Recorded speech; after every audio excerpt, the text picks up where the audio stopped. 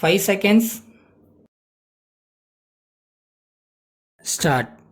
கல்வி அமைச்சர்களே, சிந்தனையாளர்களே, சமூக தொண்டு நிறுவனங்களின் பொறுப்பாளர்களே, உங்கள் அனைவருக்கும் எனது வணக்கத்தை முதலாவதாக தெரிவித்துக் கொள்கிறேன்.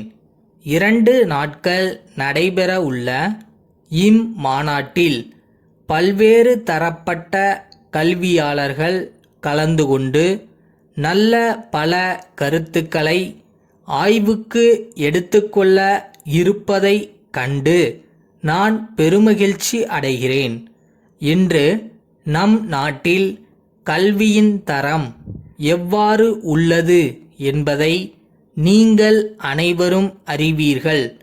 கல்வி என்பது அறிவுத்திறனை வளர்ப்பதோடு நின்றுவிடாமல் அனைவருக்கும் வேலைவாய்ப்பை அளிக்கக்கூடிய அளவில் அமைந்திருப்பதே நாட்டின் முன்னேற்றத்திற்கு பெரிதும் உதவும் என்பதை தெரிவித்துக் கொள்கிறேன்.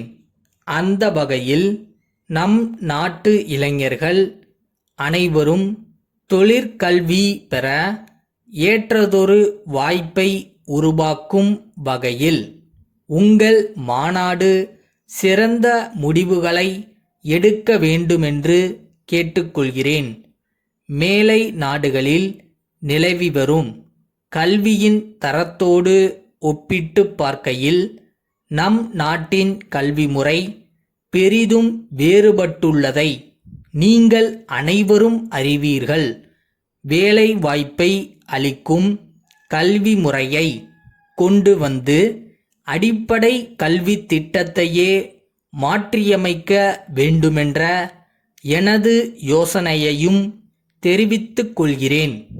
தற்போது கம்ப்யூட்டர் கல்வியை கற்கும் ஆர்வம் நம் நாட்டு மாணவ மாணவியர்கள் மத்தியில் வளர்ந்து வருவது கண்டு நாம் எல்லோரும் பெருமகிழ்ச்சி அடைவதில் மாற்று கருத்து இருக்க முடியாது.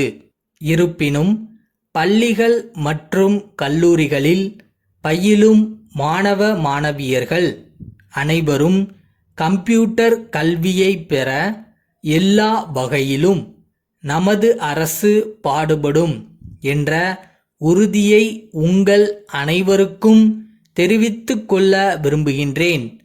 அமெரிக்கா, கனடா போன்ற மேலை நாடுகளில் கம்ப்யூட்டர் தொழிலில் நம் நாட்டில் படித்த இளைஞர்களே பெருமளவில் வேலைவாய்ப்பை பெற்றுள்ளனர் என்பது நமக்கெல்லாம் பெருமை தரும் செய்தி என்பதில் எல்லளவும் சந்தேகம் இல்லை. இருப்பினும் அவ்விளைஞர்களின் தொழில்நுட்ப திறமைகளை நமது நாட்டில் பயன்படுத்தி கொண்டால் நம் நாடு அத்துறையில் பெரும் மறுமலர்ச்சியை ஏற்படுத்தும் என்பதில் வியப்பில்லை. எனவே இங்கு பெரும் திரளாக கூடியுள்ள நீங்கள் அனைவரும் இவ்விஷயத்தில் கவனத்தை செலுத்தி இதற்கு நல்லதொரு ஆலோசனையை வழங்க வேண்டுமென்று கேட்டுக்கொள்கிறேன். இந்த சந்தர்ப்பத்தில் நம் நாட்டு இளைஞர்களை ஒன்று கேட்டுக்கொள்ள விரும்புகிறேன். இந்திய நாட்டில் படித்த நீங்கள் உங்கள் திறமை மற்றும் தொழில்நுட்ப அறிவை நீங்கள் படித்த இந்திய நாட்டிற்கே பயன்படுத்த முன்வர வேண்டும் என்று கேட்டுக்கொள்ள விரும்புகிறேன். இந்நிலைக்கு காரணம் இல்லாமல் இல்லை. நம் நாட்டு இளைஞர்களை பயன்படுத்தி கொள்ள இந்திய கம்ப்யூட்டர் தொழில் முனைவோர்கள் முன் வராததும் இந்நிலைக்கு காரணம் என்றே நான் கருதுகிறேன். நான் மேலே குறிப்பிட்ட பிரச்சனைகளையெல்லாம் இங்கு கூடியுள்ள நீங்கள் ஆய்வுக்கு எடுத்துக்கொண்டு நல்லதொரு ஆலோசனையை அரசுக்கு அளிப்பீர்கள் என்று நம்புகிறேன். இம்மாநாடு சிறப்பாக நடைபெற எனது வாழ்த்துக்களை தெரிவித்து விடைபெறுகின்றேன். திருவண்ணாமலை கிழக்கு மாட வீதியில் 7ஆம் இலக்கமுள்ள இல்லத்தில் வசிக்கும் திருமதி சுமதி, ஈரோடு. அன்பொலி மாத இதழ் ஆசிரியர் அவர்களுக்கு எழுதும் கடிதம். அன்புடையீர், தங்களை ஆசிரியராக கொண்டு ஈரோடு நகரத்திலிருந்து வெளிவருகிற அன்பொலி மாத இதழுக்காக 1 வருட சந்தா தொகையை செலுத்தி மாதந்தோறும் இதழை தவறாமல் பெற்று வந்தேன். இந்நிலையில் கடந்த நவம்பர் மாதத்திற்கான இதழ் இதுவரையில் எனக்கு கிடைக்கப் பெறவில்லை என்பதை வருத்தத்துடன் தெரிவித்துக் கொள்கிறேன்.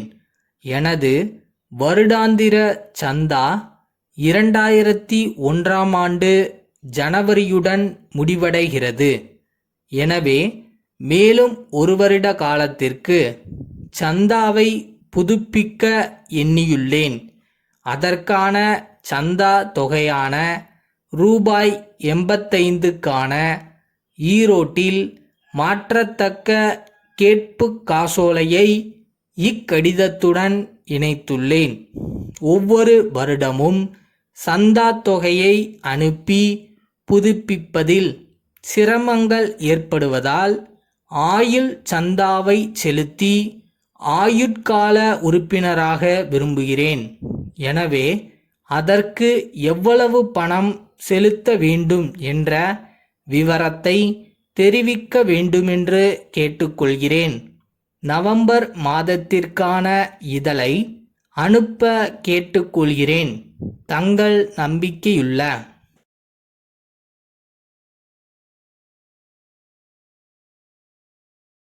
எல்லாம் சரியாயிரும்ன்றது நம்பிக்கை, எல்லாத்தையும் சரி செஞ்சிடலான்றது தன்னம்பிக்கை. நமக்கு தான் ரெண்டுமே இருக்கே, அப்புறம் என்ன கவலை?